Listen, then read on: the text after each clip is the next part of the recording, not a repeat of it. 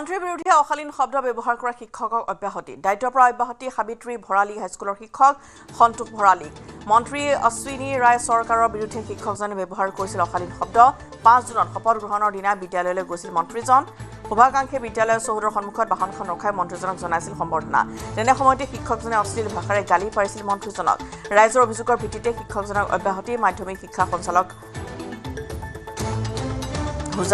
মমতা হুজাইৰ আৰু তৎকালে কাৰ্যকৰী হোৱাকৈ সন্তোষ ভৰালীক দায়িত্বৰ পৰা অব্যাহতি দিয়া হৈছে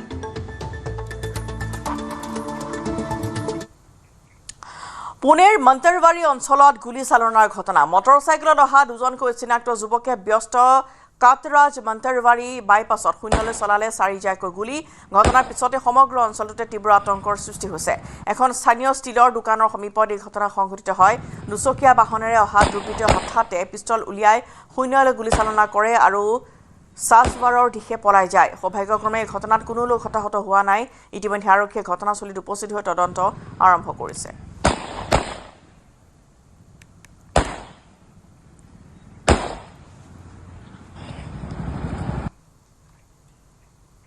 ধুবুৰী নিষিদ্ধ গোমাংসৰ বিৰুদ্ধে আৰক্ষীৰ বৃহৎ অভিযান নিশা ধুবুৰী আৰক্ষী অভিযান চলাই 90 কিলোগ্ৰাম গোমাংস জব্দ কৰাৰ লগতে 7 জনক গ্ৰেপ্তাৰ কৰিছে ধুবুৰী আৰক্ষীৰ এটা দলে মাদেৰগুলা ঝগৰাৰ পাৰত অভিযানত গৰু মাংস বিক্ৰী কৰি থকাৰ সময়তে আৰক্ষীয়ে 7 জনক হাতে লুটে গ্ৰেপ্তাৰ কৰে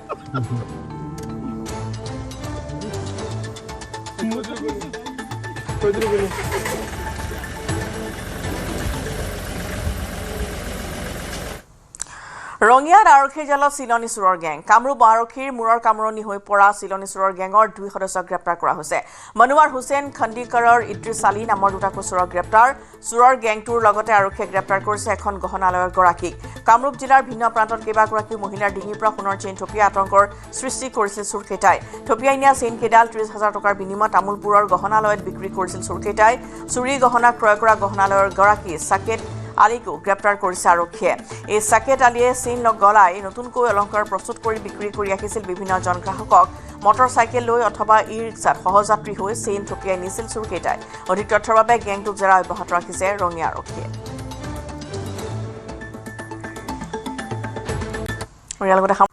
অম্বুবাচীৰ প্ৰবৃত্তিৰে আৰম্ভ হ'ল মহা অম্বুবাচী মেলা সোমবাৰে নিশা 9:08 অম্বুবাচীৰ প্ৰবৃত্তিৰ লগে লগে 4 দিনৰ বাবে বন্ধ হ'ল কামাখ্যা মন্দিৰৰ মূল দুৱাৰ ইতিমধ্যে নীলাচল পাহাৰত দেশ বিদেশৰ লাখ লাখ ভক্ত আৰু সাধু সন্যাসীৰ সমাগম ঘটিছে প্ৰশাসনে নিৰাপত্তা আৰু ভক্তৰ সা-সুবিধাৰ ব্যৱস্থা কৰাৰ পৰিলক্ষিত হৈছে সাধু সন্ত ভক্তৰে ভিৰ হৈছে কামাখ্যাৰ বুকু আৰু খুব ধুনীয়াকৈ মা কামাখ্যা দেৱালয় সজাই পৰাই তোলা হৈছে ফুলেৰে জাতিষ্কাৰ হৈ পৰিছে আৰু বিভিন্ন বেশভূষাৰে সাধু সন্যাসীৰ আগমন ঘটিছে কামাখ্যা দেৱালয়লৈ আৰু কোৱা হয় যে শক্তিপীঠ কামাখ্যাত এইখিনি সময়ছোৱাত শক্তি দুগুণে বৃদ্ধি পায় বা তেওঁৰ এই পাহাৰলৈ উঠিলেই মনত অদম্য শক্তি বা এটা শান্তি প্ৰাপ্তি লাভ কৰে ভক্তগণে আৰু সেইবাবে মহা অম্বুবাচী উপলক্ষে এনেদৰে হাজাৰ হাজাৰ ভক্তগণৰ সমাগম ঘটে নীলাচলৰ বুকুলৈ আৰু এনেধৰণে চিৰিসমূহ দেখিবলৈ পোৱা গৈছে অগণন ভক্তই তাতে বহি নাম জপ কৰিছে বা দেৱীৰ আশীষ ল'বলৈ এনেদৰে অগ্ৰসৰ হৈছে সোমবাৰে নিশা 9:08 অম্বুবাচীৰ প্ৰবৃত্তিৰ লগে লগেই কামাখ্যাৰ দুৱাৰ ইতিমধ্যে বন্ধ হৈ পৰিছে 4 দিনৰ বাবে আৰু ইতিমধ্যে নীলাচলৰ পাহাৰত এতিয়া দেশ বিদেশী ভক্ত সাধু সন্যাসীৰ ভিৰ হোৱা পৰিলক্ষিত হৈছে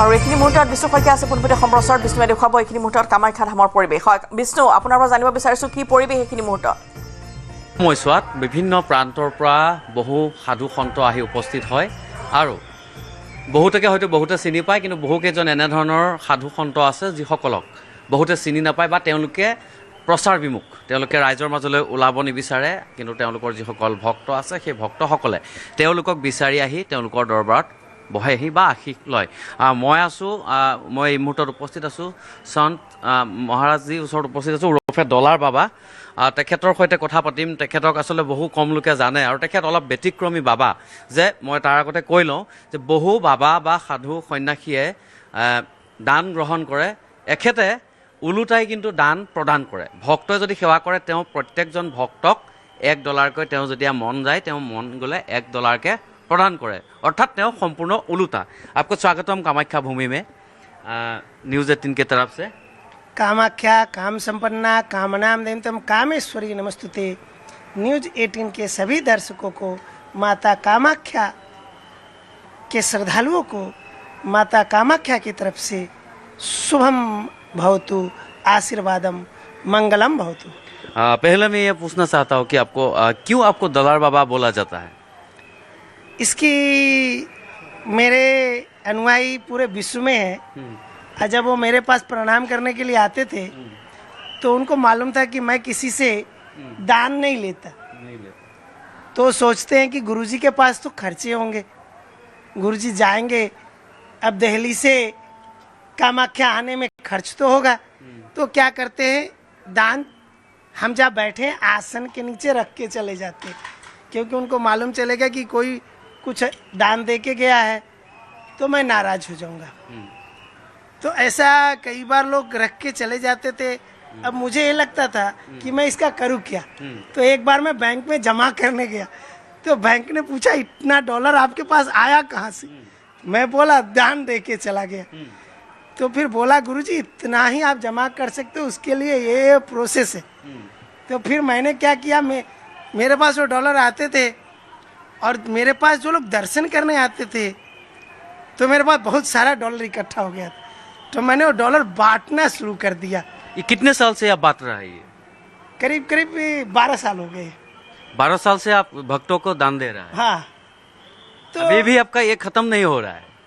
अभी माँ कामाख्या दे रहा है ना, दे माँ कामाख्या रहा है। सही बात। और देखो यह सारा संसार जो है आज जिस टाइम पे हम रह रहे हैं वहाँ सब पूरी दुनिया किस चीज के पीछे भाग रही? पैसे के पीछे भाग रही। और पैसा किस चीज, आपको कब तक पैसे के पीछे भागना है? जब तक आपके पास ज्ञान नहीं है। अगर आपके पास ज्ञान होगा, आपके पास सिद्धियां होंगी, आप शक्ति अर्जित कर लोगे, तो आपको पैसे के पीछे भागने की आवश्यकता नहीं है। पैसा खुद आपके पास चल के आएगा।